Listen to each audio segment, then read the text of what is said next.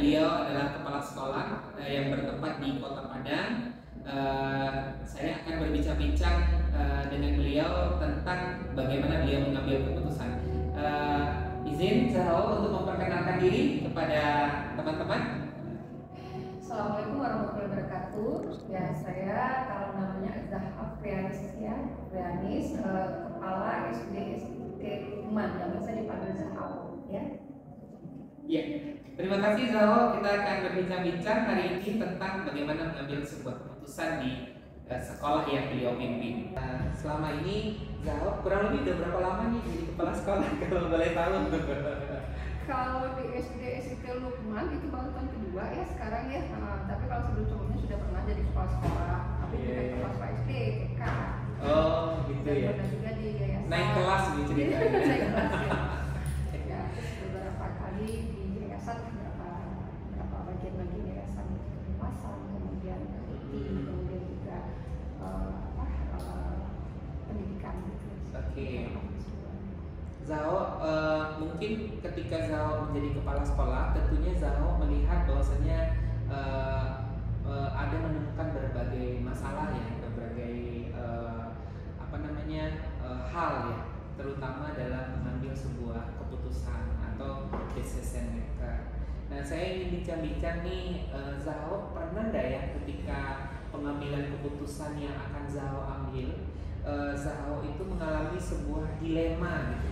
Dilema itu kebingungan ya, terutama ada dilema etika ya, kemudian juga adanya sesuatu yang mungkin ada bujukan moral. Saya tuh harus menempatkan diri saya tuh di mana gitu ya, atau ikut orang tua atau ikut apa ya. Zahro boleh cerita gak ke saya nih tentang sebuah kasus atau pengambilan keputusan Zahro terhadap sebuah hal yang harus seperti. Kalau kasus-kasus atau pengambilan keputusan yang namanya sekolah ya tentu ada beberapa ya, tidak mungkin tidak ada sekolah itu mempunyai kasus-kasus, pasti ada.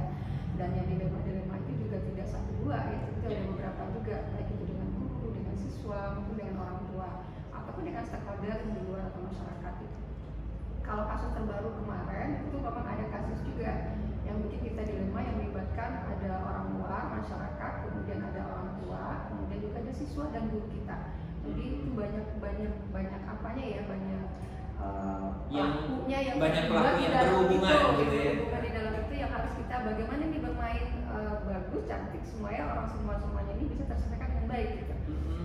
Jadi kasusnya itu memang ada anak kita yang memang diperlakukan secara tidak bagus oleh masyarakat, yang istilahnya mengenai kekerasan fisik lah ya gitu.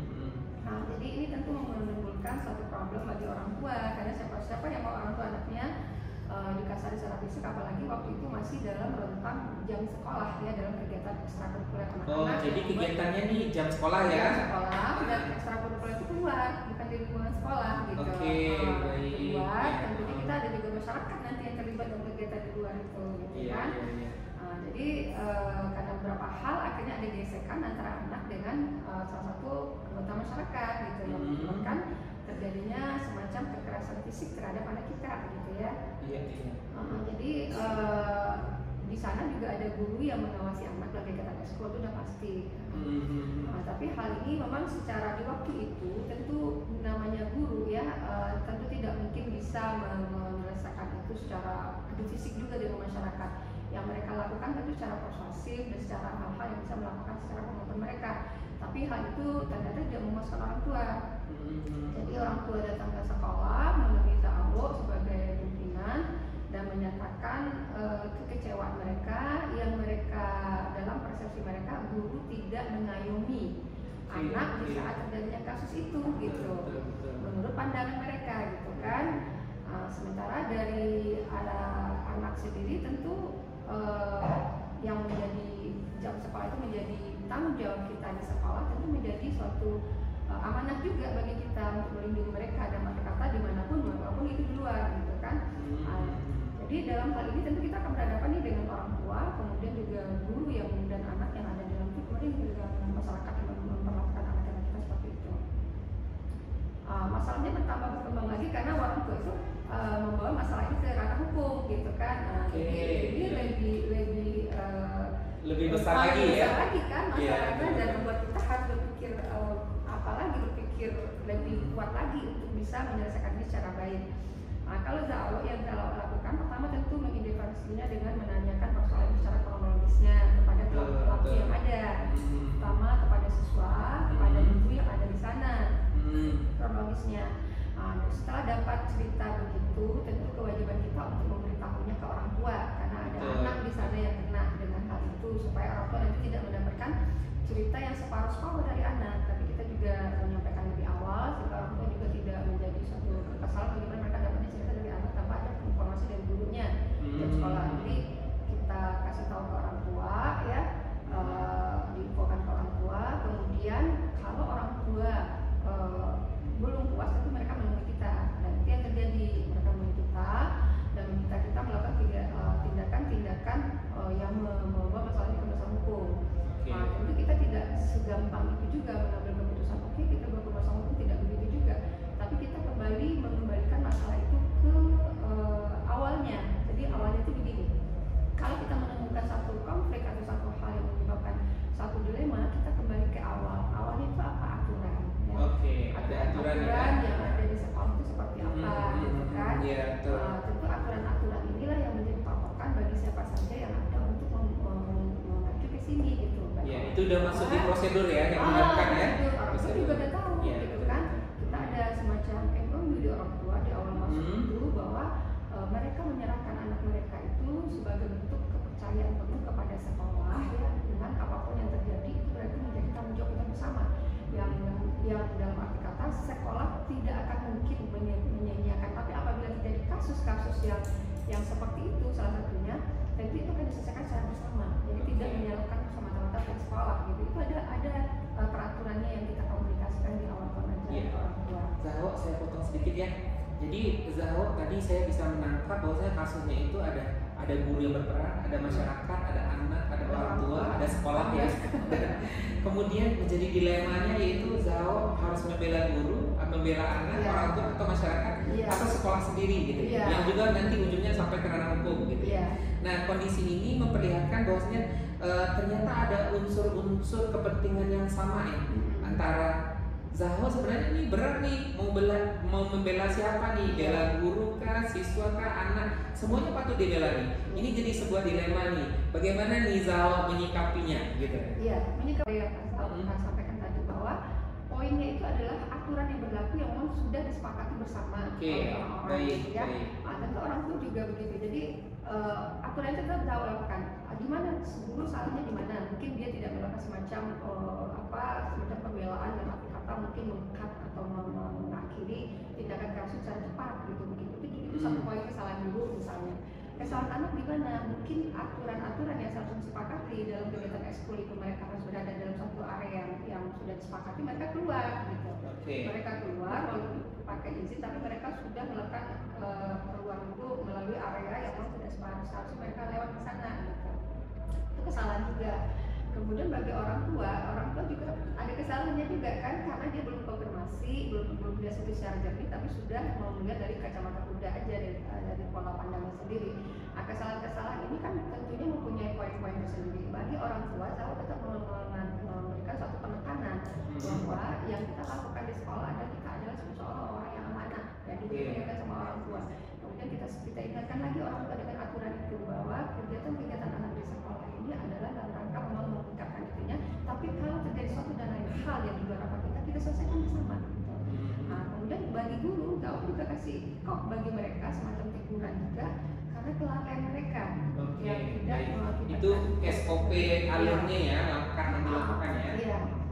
Bagi anak juga begitu, ada semacam, tapi secara keseluruhan, bagaimana nih kalau by one kan udah ada tuh semacam treatmentnya masing-masing. Lalu bagaimana menganyamnya dalam satu keputusannya itu adalah kita kepada orang tua secara apa kita minta maaf gitu ya, karena hal itu waktu itu kepada yang masyarakat yang di luar sana, kita pun juga mengadakan satu pendekatan persuasif dan memberikan memusyawarahkan hal-hal yang rasanya akan membuat ketidakseimbangan, ketidaknyamanan antara mereka dan kita gitu kan. Nah, kemudian kepada anak-anak juga begitu, sehingga semuanya itu berjalan dan kita tidak mengambil satu keputusan yang mementingkan atau memihak satu hal, tapi itu kita lakukan bersama sehingga semuanya mencapai pemahaman gitu. Dan akhirnya orang itu bisa menerima itu, ya, walaupun kita tidak menentukan keterangan hukum sesuai dengan permintaan mereka. Oke. Tuh. Ini kita lanjutkan ya, diskusinya semakin luar biasa nih. Saya tuh terima kasih sekali disediakan waktu untuk diskusi. Menurut saya itu ceritanya sangat inspiratif ya, banyak sekali ya langkah-langkah dalam pengambilan keputusan. Kira-kira dari semua keputusan yang Zahao sudah ambil, mengapa Zahao menganggap itu efektif ya? Kenapa? Ya. Kita anggap itu efektif karena itu bisa diterima oleh semua pihak karena acuannya sama. Ya. Jadi kalau kita salah satunya tidak ada acuan yang sama, itu subjektif dan itu tidak efektif, akan menimbulkan konflik-konflik dan dilema-dilema dan persoalan yang baru. Tapi karena acuannya sama, yang semuanya sama-sama memahami acuannya itu tidak efektif ya. Karena walaupun ada pihak yang merasa kurang puas, tapi mereka tahu bahwa itulah yang menjadi standarisasi dalam satu hal yang harus mereka sepakati secara bersama, dan itu tidak akan menimbulkan pihak yang lebih jauh lagi. Walaupun dalam beberapa pihak pasti tidak ada ketidakpuasan. Tantangan apa? Tantangan apa nih yang dirasakan? Tantangan yang paling besar ya kalau kita mengambil satu keputusan itu adalah kalau suatu keputusan yang kita ambil itu berefek kepada sesuatu yang menyangkut dengan lembaga atau sesuatu yang lebih besar lagi gitu. Jadi lembaga yang harus kita pertimbangkan ya, karena terkait dengan mungkin dampak yang akan ditimbulkan. Itu biasanya tantangan yang agak berat. Tentu ketika ngambil keputusan nih, kita nanti akan ada satu pihak yang diuntungkan, ada satu pihak yang dirugikan, gitu ya. Pihak yang diuntungkan dan dirugikan. Tapi karena kita mempunyai standar yang sama, yang memang sudah orang tahu itu semua, itu tentu tidak ada, mereka bakal berpikir itu bukan like dan dislike, tapi itu berdasarkan memang acuan dan pokoknya ke sana gitu. Ya, berarti kita sudah punya tata kelola tersendiri ya. Tata kelola tersendiri untuk problem itu gitu, dan jelas itu dipahami. Oke, Zahao, saya mau lanjut tanya nih, apakah sekolah kita nih punya faktor-faktor pendukung yang selama ini mempermudah atau ada orang lain yang membantu sebuah keputusan? Iya, kita kan di sekolah ini juga kita mempunyai beberapa tim lah jadinya ya, beberapa orang yang kita jadikan tim ya. Pertama mungkin ada konsultan hukumnya ya, ada yang menjadi penasihat hukum kita di sekolah ini.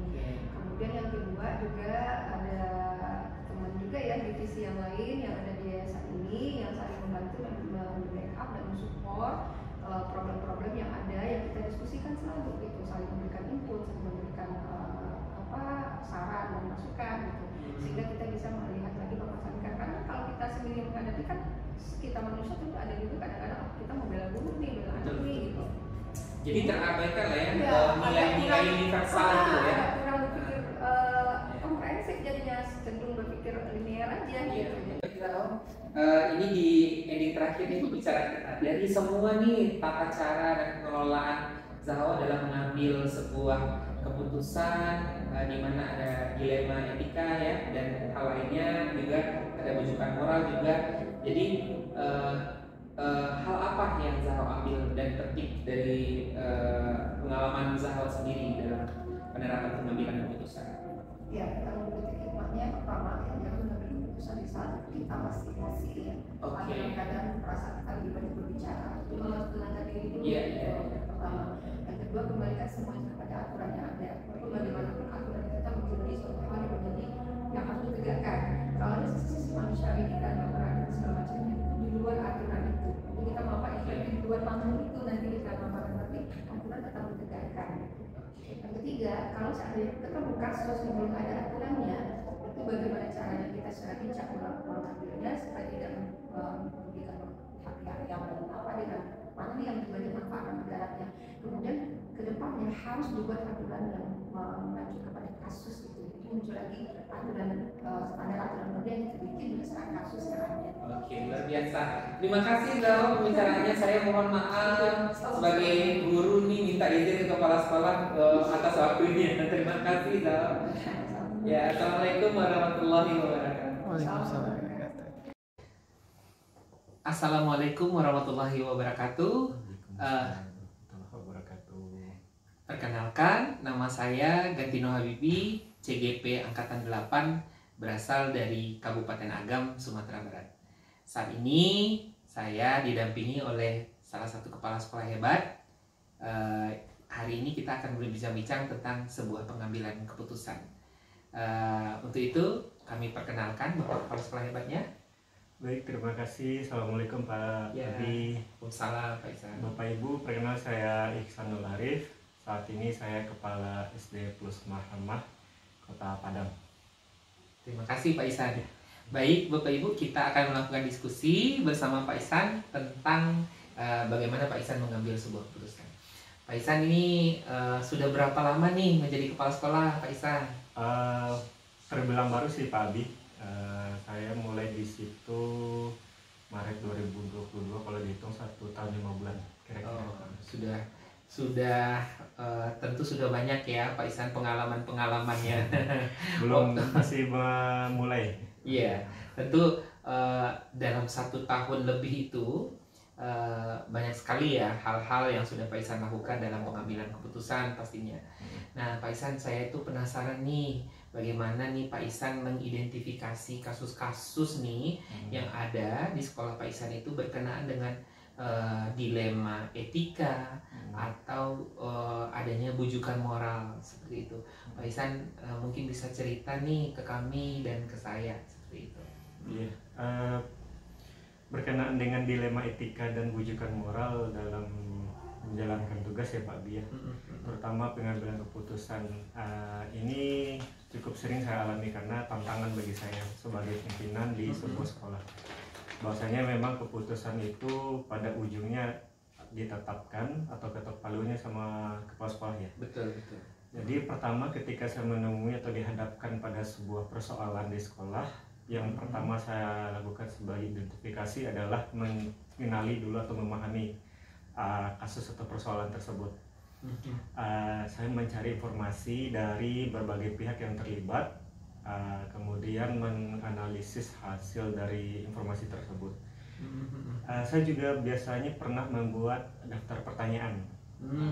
Jadi dari beberapa pertanyaan itu saya temukan jawaban yang berkaitan langsung dengan persoalan, yang kemudian nanti bisa jadi dasar kebijakan atau keputusan yang sifatnya solusi ya. Iya, betul. Di luar itu saya juga melakukan diskusi atau bertanya jawab lah dengan beberapa guru yang di internal sekolah, supaya nanti ada timbang pikiran bagi saya. Berarti tidak satu langkah ya, banyak langkah yang dilakukan. Jadi perlu saya lebih cenderung untuk hati-hati, tidak serta-merta langsung untuk mengambil sebuah keputusan pada saat itu juga.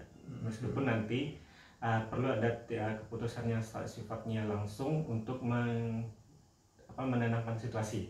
Tapi setelah itu tetap perlu ada analisis, perlu ada diskusi, perlu ada pemantapan pemikiran supaya nanti keputusannya tepat. Begitu kira-kira. Iya. Jadi tidak satu langkah ya Pak Ihsan, ada beberapa tahapan-tahapan yang terlebih dahulu memang perlu difikirkan kembali untuk mengambil sebuah kebijakan atau keputusan nantinya. Nah saat keputusan yang Pak Ihsan buat itu ya tentunya ada ketika ya kita tuh dalam suatu kondisi ya dimana adanya kepentingan yang sama gitu ya. Mungkin Pak Ihsan bisa mengingat beberapa kasus yang pernah ada ya, atau mungkin semua itu sebenarnya perlu nilai kebajikannya itu sama, mengandung nilai kebajikan yang sama seperti itu. Misalnya ada unsur guru kah, orang tua, anak atau semacam yang sebenarnya itu adalah hal yang sama. Mungkin Pak Ihsan bisa cerita ya atau gimana? Iya, pernah ada beberapa persoalan sebetulnya. Di satu sisi saya harus merasakan itu adalah kepentingannya perlu diutamakan. Pada kasus waktu itu pernah ada satu anak yang bermasalah yang memang dalam segi perilaku, dalam segi pembimbingan, anak ini ya namanya anak-anak ya banyak tingkah dan sebagainya, tetapi di sisi lain ketika melayani guru ini cenderung agak berlebihan satu. Kemudian di sisi lain anak ini juga perlu ada tipikal atau karakter khusus yang memang orang tuanya kurang bisa menerima dengan perlakuan orang tuanya, si gurunya. Jadi saya agak ada pertimbangan, terus kemudian ada juga kebingungan yang ya mungkin rasa itu dilema ya. Di satu sisi ini betul pembinaan terhadap murid, di satu sisi juga orang tuanya meyakinkan bahwa itu adalah karakter memang anaknya seperti itu. Nah, nilai yang mungkin itu disebut dengan apa ya, pertentangan antara satu nilai yang satu dengan nilai yang lainnya. Betul, yang betul. harus memang itu dipertimbangkan. Walaupun sebenarnya kedua-duanya benar gitu ya. Jadi istilahnya nggak bisa menyalahkan, oh ini nggak mungkin juga salah karena memang ada sepatutnya seperti itu. Di sisi lain ini juga benar gitu. Nah di situ muncul dilema. Nah makanya waktu itu saya lakukan pengujian atau beberapa pendapat mana yang menjadi sebuah urgensi atau prioritas yang memang punya manfaat lebih untuk kedepannya, jangka panjangnya. Karena kan menyangkut untuk binaan karakter anak satu, kemudian juga hubungan atau profesionalitas seorang guru di sekolah. Ya, melekat juga di situ adalah pelayanan atas nama baik sekolah ini ke depannya, yang nanti juga akan cerminan bagi wali murid yang lain. Ketika sekolah sudah menghadapi atau melakukan pembinaan terhadap satu murid, pasti wali murid yang lain akan bercermin dari situ. Nah, itu kan menjadi penilaian terhadap si sekolahnya. Nah, di situ saya pertama memang meminta kepada rekan-rekan guru bagaimana supaya pembinaan itu bisa lebih tepat, yang pasti itu bisa diterima oleh wali murid. Meskipun akhirnya pada saat itu saya ini udah prosedur yang Pak Ihsan lakukan ya? Iya. Jadi kan berkaitan dengan nilai yang tadi, kami berpijak pada kesepakatan atau peraturan yang ada di sekolah. Karena di awal kan ketika wali murid itu sudah menitipkan anaknya ke sekolah, berarti ini rules yang harus diikuti oleh orang tua. Artinya mempercayakan kepada sekolah apa yang perlu kami lakukan sebagai orang tua di sekolah, sebagai gurunya gitu loh.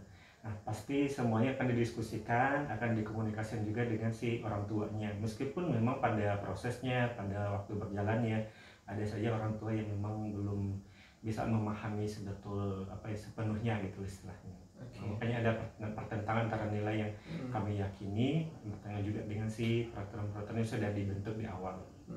Kira-kira ada prosedur lain nggak ya Pak Ihsan tuh yang Pak Ihsan lakukan, atau dalam bentuk seperti sintak yang terstruktur dalam langkah ini gitu? Yang pasti memang ya seperti yang tadi ya, analisisnya itu pertama menganalisa permasalahan ini apakah sesuai dengan aturan yang dilakukan oleh si gurunya.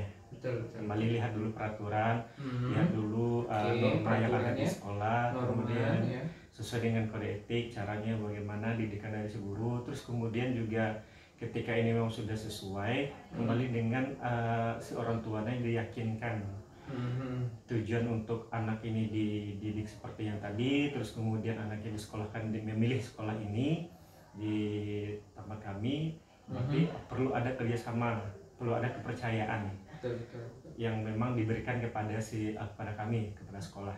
Kemudian berikutnya adalah mengajak orang tua itu, kita berikan edukasi yang pasti secara berkepanjangan supaya orang tua yang lain juga punya keyakinan yang sama. Jika nanti masih terjadi persoalan yang mungkin berbeda tetapi masih berkaitan dengan pembimbingan atau pelayanan terhadap si anak. Baik, dari kondisi yang sudah terjadi itu Pak Ihsan melihat bahwasanya tentu ada orang tua, guru, dan semacam siswa yang tergolong di dalamnya. Menurut Pak Ihsan, dari pandangan kacamata Pak Ihsan, kenapa hal yang sudah dilakukan itu efektif seperti itu? Misalnya dari langkah-langkah yang sudah dijelaskan nih, saya bisa melihat bahwasanya Pak Ihsan bisa menganggap itu efektif. Kenapa gitu kira-kira? Jadi pernah saya begini Pak, kalau untuk efektif itu pernah muncul keraguan ya setelah itu terjadi. Jadi punya satu pemikiran dan sifatnya mengevaluasi lah. Keputusan itu punya efek yang positif atau punya risiko-risiko lain. Jadi memang setiap kali mengambil keputusan itu saya berpijaknya pada pemikiran yang sesuai dengan istilahnya pengambilan keputusan itu nggak serta-merta hanya mutlak pemikiran saya saja. Jadi ada semacam memikirkan bahwasanya kejadian itu benar atau memang salah gitu loh. Jadi ada yang posisinya benar, dilema antara kebenaran dengan yang benar, kemudian ada memang benar versus salah. Betul, Terus betul. kemudian juga ada efek jangka pendeknya atau jangka panjang nih. Karena kan di SD itu kan rentangnya 6 tahun. Nah, bisa jadi nanti berimbas ketika anaknya SMP atau lanjut SMA dan sebagainya. Terus kemudian juga ada rasa, karena ini kami sekolah swasta, kami menekankan moto sekolah ya, ini mengajar dengan penuh kasih sayang. Jadi rasa belas kasihan, mengasihi anak itu dengan penuh kelembutan dan sebagainya, itu jadi paradigma kan. Terus juga ada prinsip bahwasanya pengambilan keputusan itu sifatnya sesuai dengan di endingnya seperti apa. Terus kemudian apakah ini sesuai dengan punya unsur adil gitu loh. Adil ini kan nggak sama besar ya. Maksudnya definisinya tadi ya. Kalau terus meningkat sama banyak, yang penting bagi kami adalah keadilan itu memenangkan beberapa pihak yang memang sebetulnya memang berada posisi itu gitu loh. Meskipun kadang harus mengorbankan pihak lain untuk sebagai bentuk pertanggungjawaban. Nah, di situ namanya prinsipnya untuk supaya keputusan tadi memang kami rasa efektif, dan itu juga punya efek, punya dampak yang minimal sekali negatif, dan bisa memberikan manfaat untuk orang banyak. Nah gitu. Karena kan nama sekolah ya, ekosistem itu luas, ada murid, orang tua, kemudian guru-guru, kemudian juga lingkungan sekolah dan sebagainya. Tetap juga ya Pak Ihsan, dalam sebuah decision maker ya, keputusan yang diambil itu tentu akan ada yang dirugikan atau yang diuntungkan atau sebaliknya gitu ya. Nah, jadi Pak Ihsan nih, dari beberapa tahapan langkah yang sudah Pak Ihsan lakukan tadi itu kan sangat luar biasa sekali ya, sudah pengambilan keputusan yang sangat efektif nih. Saya bisa menangkap bahwasanya sebagai sekolah swasta yang ada di Kota Padang sudah mengambil keputusan dengan tahapan yang sangat luar biasa nih. Kira-kira Pak Ihsan, tantangan apa sih sebenarnya dari kondisi ini yang masih terjadi ke depannya, itu tantangan seperti apa? Berdasarkan pengalaman tadi, dua tantangan paling besar yang saya rasakan sampai saat ini, pertama adalah anggapan dari orang lain. Kan yang menilai itu orang lain ya, terhadap apa yang kita lakukan, terus apa yang kita berikan, apa yang kita kerjakan. Apalagi kami sekolah swasta, itu sebuah grading dari orang itu besar sekali pengaruhnya. Yang pertama. Yang kedua adalah muncul rasa semacam keraguan, kekecewaan istilahnya, ketika sebuah keputusan, ketika sebuah kebijakan itu sudah saya ambil. Kami dalam proses mengevaluasi, melihat kembali waktu kejadian yang waktu itu yang sudah lampau, keputusannya seperti itu, apakah memang masih berdampak ya, apa gara-gara itu ya sekarang terjadi lagi seperti ini, meskipun peristiwanya berbeda, meskipun itu hanya sebuah kekhawatiran, tapi muncul kurang puasnya itu ada. Nah itu yang jadi tantangan, karena pengaruhnya itu cukup ada ya untuk kegiatan atau proses pengambilan keputusan di kegiatan-kegiatan lanjutan. Iya, karena kita berhubungan dengan masyarakat. Betul, ya, dan orang tua. Iya, gitu ya. Jadi Pak Bi mungkin lebih paham, karena misalkan kita melayani orang tua, melayani murid, itu pertimbangan atau semua yang terjadi sebelum-sebelumnya itu selalu menjadi catatan bagi orang lain. Betul. Catatan bagi konsumen kalau sekolah itu pasti orang tua. Terus kemudian anggapan dari orang-orang yang bisa datang langsung ke sekolah, ataupun orang baca dari berita-berita berseliweran dari orang satu ke orang lain, seperti itu. Oke. Pak Ihsan, kita pun paham ya kalau semua keputusan yang kita ambil itu tidak semua orang akan terpuaskan ya gitu. Dan kita juga tidak akan mampu memuaskan sebuah kebijakan atau keputusan yang akan kita ambil itu untuk beberapa orang. Mungkin ada orang yang hadir. Dan itu tantangan terbesar ya, Pak Ihsan, karena ini sekolah swasta juga harus meminimalisir gitu ya, Pak Ihsan.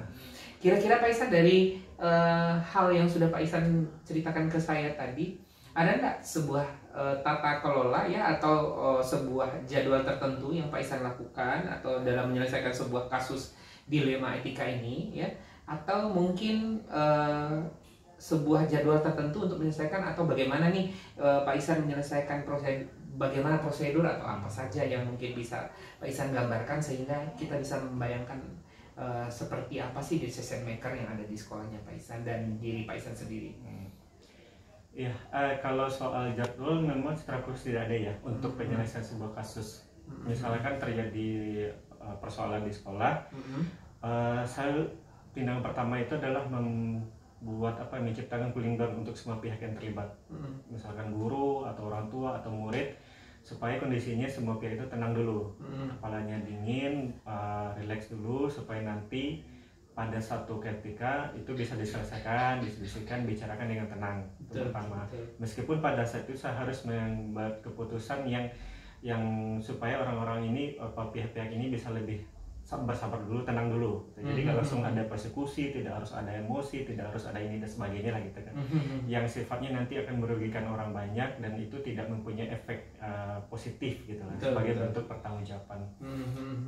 Tapi jadi perlu cooling down dulu gitu ya. Iya, saya biasanya seperti itu. Nah, beriringan dengan itu, saya melihat dulu nih permasalahan itu perlu urgensi yang langsung ada tindakan tegas atau bagaimana. Itu juga jadi pertimbangan bagi saya. Tetapi kalau persoalan jadwal, kalau yang sifatnya evaluasi selalu ada. Setiap minggu kami di sekolah itu menjadwalkan atau mendiskusikan kegiatan satu minggu di sekolah itu. Ketika ada pasti aja persoalan ya, kecil, kemudian skala besar dan sebagainya, itu jadi catatan bagi kami sebagai langkah semacam mitigasi untuk ketika minggu depan atau proses berikutnya itu tidak terjadi hal yang sama, atau untuk juga persoalan berbeda di kemudian hari. Itu kami lakukan setiap minggu supaya nanti teman-teman atau kawan-kawan di sekolah itu bisa siap ketika terjadi sebuah persoalan di kelas yang satu, itu mesti jadi catatan untuk di kelas lain. Persoalan kemudian risiko apapun kejadian itu bisa sudah disiapkan rencana pertama. Kalau misalkan itu persoalan muridnya diapakan dulu, terus kemudian kalau nanti muridnya menyampaikan laporan atau pasti nanti ada catatan informasi ke orang tua. Nah, ke orang tuanya bagaimana yang harus diantisipasi. Nah, makanya setiap minggu, setiap kali ada persoalan kami selalu evaluasi. Nah, mungkin itu yang bisa kami jadwalkan. Tapi ketika terjadi soal penyelesaian kasus, pengambilan putusannya nggak bisa dijadwalkan ya, karena itu adalah sifatnya tidak terduga ya. Ya, tentatif lah mungkin. Betul. Ya. Oke Pak Ihsan, ini semakin menarik nih pembicaraan kita nih. Kira-kira Pak Ihsan, dari hal yang sudah Pak Ihsan lakukan tadi sebenarnya itu sudah menggambarkan luar biasa sekali ya. Ada evaluasi setiap minggunya juga yang nanti tidak terjadi kasus ataupun bagaimana penanganan di minggu berikutnya ya Pak Ihsan gitu ya. Kira-kira dari hal itu ya Pak, faktor-faktor apa yang selama ini yang membantu Pak Ihsan dalam mengambil keputusan nih kira-kira? Banyak beberapa sih. Yang pertama itu saya selalu berdiskusi atau punya semacam guru senior, guru-guru teman-teman yang senior dari saya, punya banyak pengalaman menjadi kepala sekolah, terus kemudian ada juga rekan-rekan sama kepala sekolah di wilayah saya bertugas yang menjadi timbang pikiran, tempat bertukar bercerita, bagaimana memimpin, menjalankan tugas manajerial, mengatasi persoalan, konflik dan sebagainya di sebuah sekolah. Dengan adanya orang-orang tersebut, teman-teman saya tersebut, sahabat-sahabat saya, itu bisa menjadi penguat pemikiran bagi saya. Jadi ada penguatan bagi saya ketika saya menjalankan di sekolah saya, ketika menulis sebuah persoalan. Kemudian yang kedua adalah pengalaman dari saya sendiri yang sudah lumayan lah ya, mengajar di sekolah swasta juga di sebelumnya sebagai guru. Terus kemudian adalah kawan-kawan di sekolah yang paham, yang sudah mulai paham dan sudah mulai berani untuk ketika menghadapi persoalan itu kita tidak boleh panik gitu lah. Makanya kami selalu berdiskusi dan menyelesaikan bukan 1-2 orang aja. Bisa kami lemparkan ke rekan-rekan di KKG di sekolah supaya nanti bisa dicarikan solusi yang bersama. Karena namanya sekolah kita itu kan harus satu ya, yang karena kan ini bersangkut bukan atas nama pribadi, iya, bukan yang meskipun yang bermasalah satu orang, tapi yang akan menyelesaikan itu adalah sekolah gitu. Meskipun yang tetap yang maju ke dalam istilahnya ring gitu, memang yang bersangkutan, tapi di belakang teman-teman atau yang lain, guru lain harus siap.